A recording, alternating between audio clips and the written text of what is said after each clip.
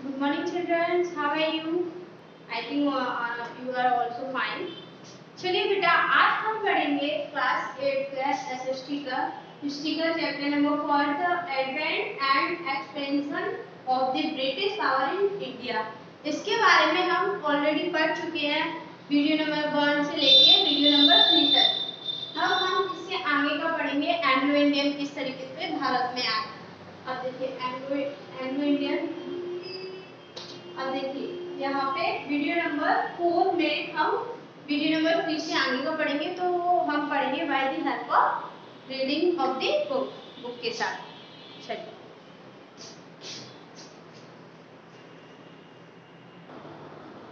चलिए Anglo French rivalry and Carnatic wars. अब Anglo के बारे में हम जानेंगे बेटा, यानी एंग्लो फ्रांसीसी प्रतिस्पर्धा और कर्नाटक युद्ध, इनके बारे में हम जानेंगे किस तरीके से Anglo French trading rivalries soon turned into war. It is important to now about the resources and powers of both before studying the wars that ensued between the two।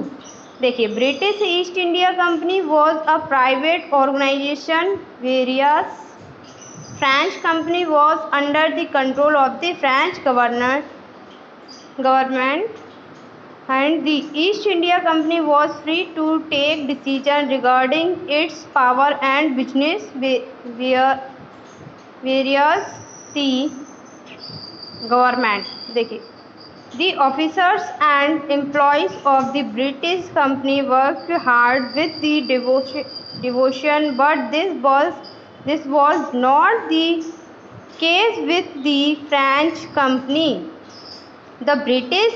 The British East India Company's dominance over the area was also weak। French Company had only an important trading center in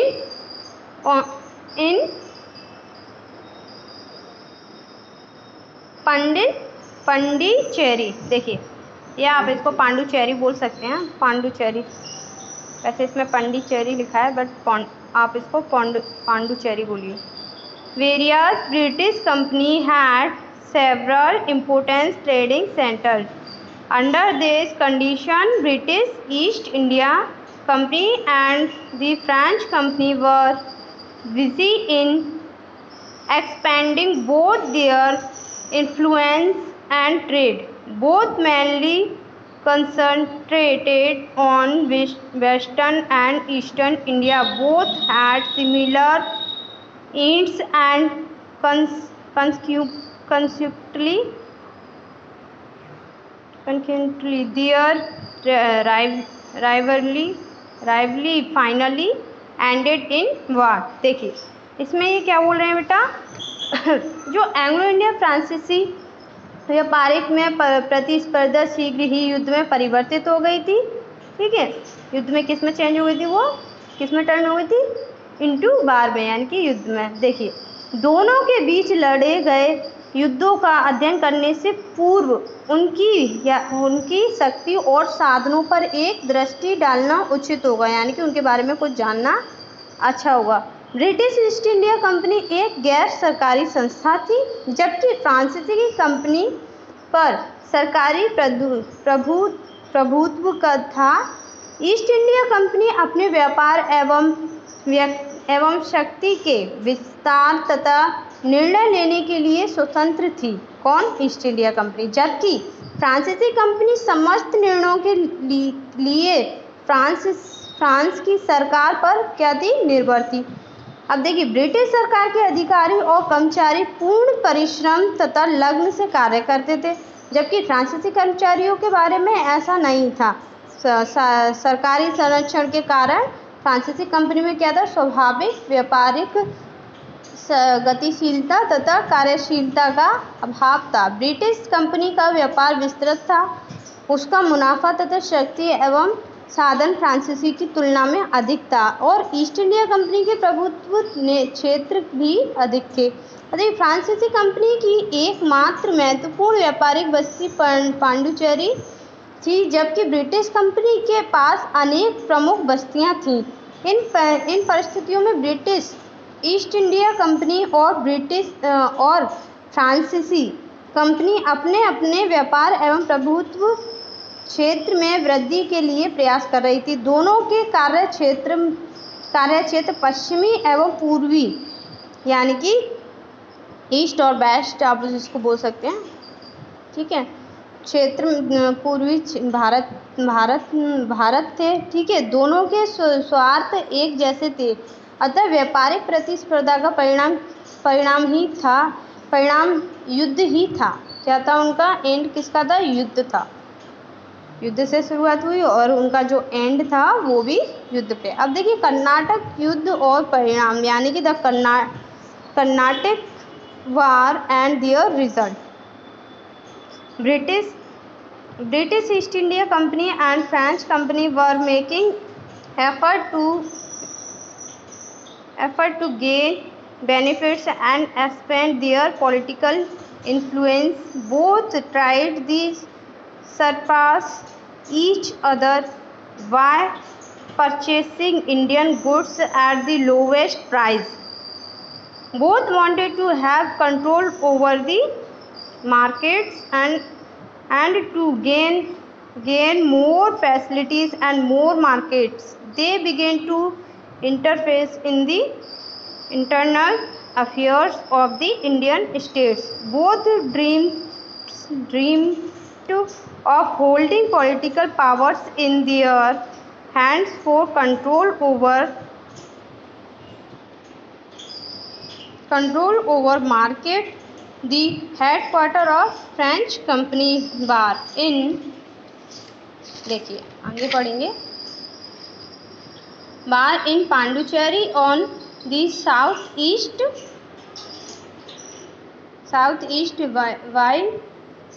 coast. अब देखिए white British companies main centre was Fort ST George बोल सकते हैं इसको, मद्रास। देखिए क्या बोल रहे हैं यहाँ पे मद्रास में, which was not very far from Pondicherry. Both companies वर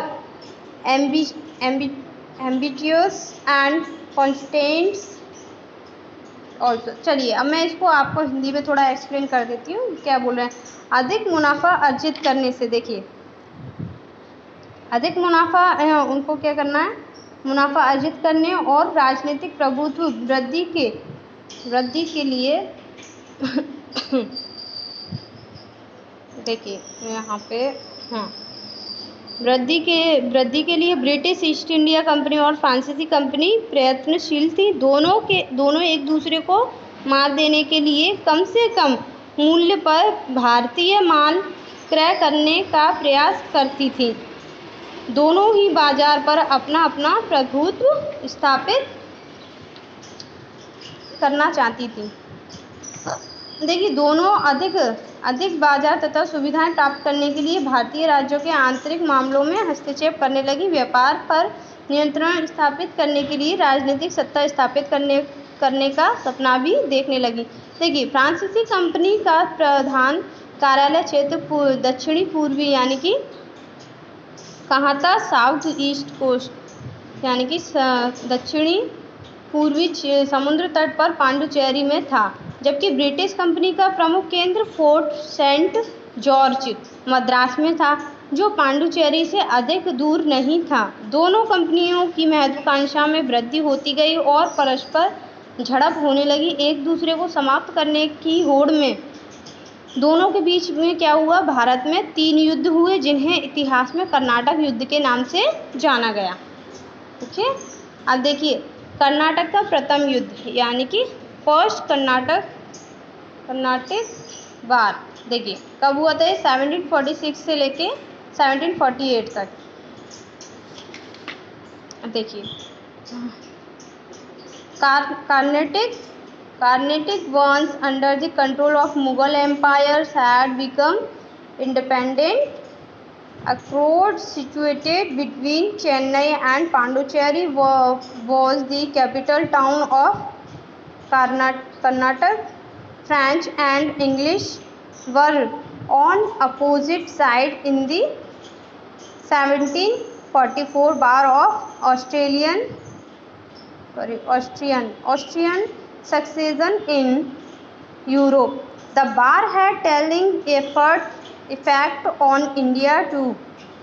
देखिए, इसको मैं थोड़ा हिंदी में आप लोग पढ़ लीजिएगा, रीडिंग कर लीजिएगा, मैं इसको हिंदी में एक्सप्लेन कर देती हूँ, आप समझ लीजिए। कर्नाटक मुगल साम्राज्य का एक सूबा रह चुका था, मगर अब स्वतंत्र हो चुका था। कर्नाटक की राजधानी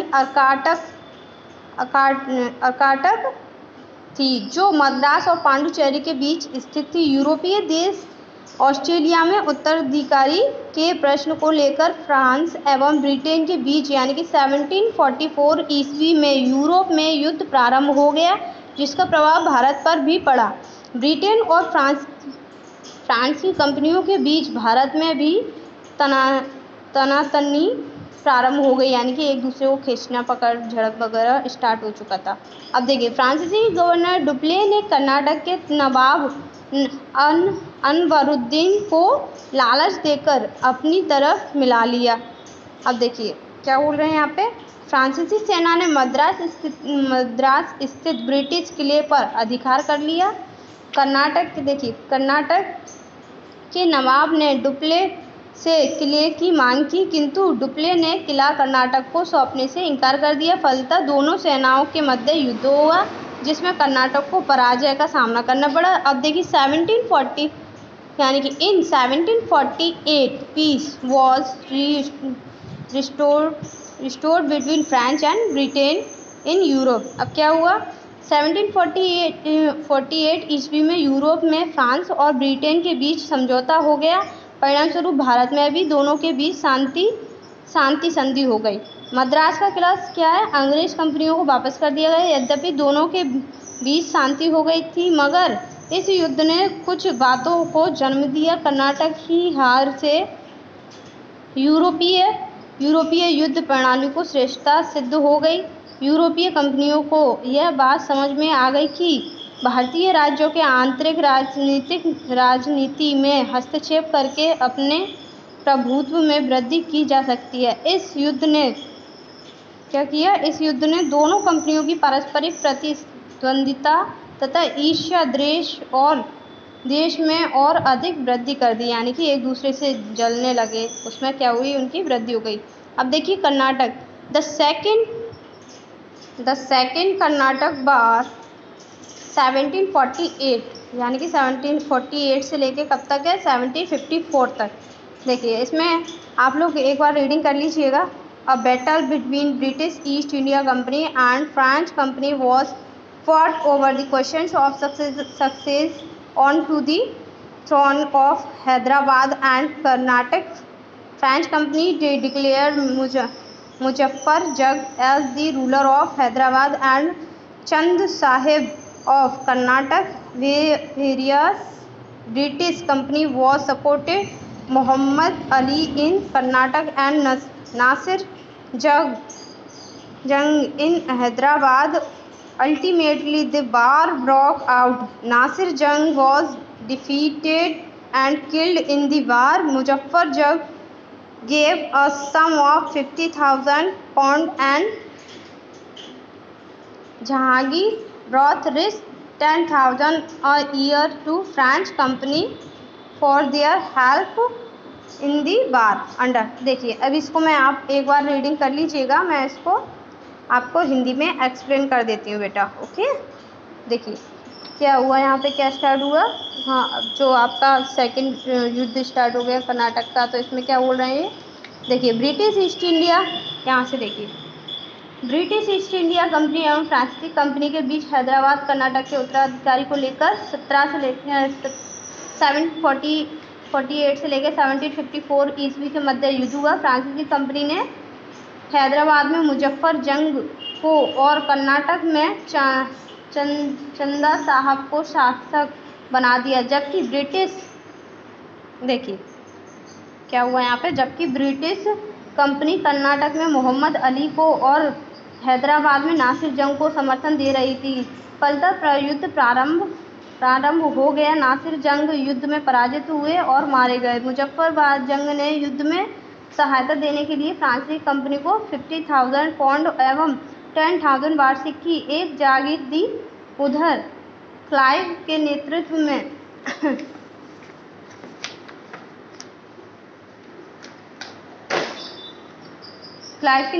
ब्रिटिश सरकार ने क्या किया, यहाँ पे देखिए, ब्रिटिश सेना ने अर्काटक को घेरा डाला या अर्काटक का घेरा डाल दिया। चंदा साहब युद्ध में मारे गए या मारा गया, जो भी आप बोल सकते हैं। देखिए, संपूर्ण कर्नाटक पर ब्रिटिश कंपनी का अधिकार हो गया। इस प्रकार कर्नाटक में अंग्रेजों के और हैदराबाद में फ्रांसीसी कंपनी के प्रभुत्व में वृद्धि हो गई। हैदराबाद की रक्षा के नाम पर फ्रांसीसी कंपनी ने एक और सेना वहां रख दी, जिसका खर्च हैदराबाद को ही देना था। इस प्रकार भारतीय राज्यों से सेना का खर्च लेकर उनकी सुरक्षा के नाम पर उनके ऊपर नियंत्रण रखने का एक नया तरीका सामने आ गया। अब देखिए कर्नाटक का यहाँ पे द थर्ड कर्नाटक वार, यानी कि कर्नाटक का थर्ड युद्ध 1756 से लेके 1763 तक चला है। देखिए, इसको आप रीडिंग कर लीजिए। The finally phase of the Anglo French conflict started when the 7-year war broke out in Europe in the War of Vandevous in 1760. French were defeated. The British company emerged victorious in the war. The English, who were already in power in Karnataka, ousted French from Hyderabad to and thus all the terrorists under the French control come under the control of the British company। इसको आप एक बार और अच्छे से reading कर लीजिए। मैं आपको इसको हिंदी में डिक्लेयर कर देती हूँ, समझा देती हूँ, एक्सप्लेन कर देती हूँ। देखिए, यूरोप में फ्रांस एवं ब्रिटेन के बीच 7 वर्षीय युद्ध का प्रारंभ हो गया। सफलता भारत में भी उनके मध्य युद्ध प्रारंभ हो गए। जनवरी 1760 में वांडीवास के युद्ध में फ्रांसीसी पराजित हुए। युद्ध में अंग्रेज कंपनी को विजय मिली। कर्नाटक पर तो उनका अधिकार था ही, हैदराबाद से भी फ्रांसीसियों को निकाल दिया गया। भारत में फ्रांसीसी कंपनी के प्रभुत्व वाले समस्त क्षेत्र ब्रिटिश कंपनी के हाथ में आ गए। इस प्रकार भारत में फ्रांसीसी कंपनी की राजनीति प्रभुसत्ता यानी कि प्राप्त करने की महत्वाकांक्षा का क्या हो गया, वहाँ पे अंत हो गया, यानी कि उनकी महत्वाकांक्षा फिनिश हो गई और ब्रिटिश ईस्ट इंडिया कंपनी के सामने संपूर्ण भारत पर प्रभुत्व स्थापित करने का द्वार खुल गया। अब देखिए क्या बोल रहे हैं यहाँ पे, ब्रिटिश कॉन्क्वेस्ट ऑफ बंगाल। क्या बोल रहे हैं, बंगाल में ब्रिटिश सत्ता की स्थापना। एक बार मैं थोड़ा सा रीडिंग कर देती हूँ, आप सारी रीडिंग कर लीजिएगा। ओके बेटा, देखिए, Alivardi Khan become the nawab of Bengal in 1740, यानी कि अलीवर्दी खां को 1740 ईस्वी में बंगाल का नवाब बना दिया। ठीक है, यहाँ बना। वह he was a able and diplomatic ruler. He disliked the activities of the English. He was against the beginnings of Calcutta by the British. He died in 1756.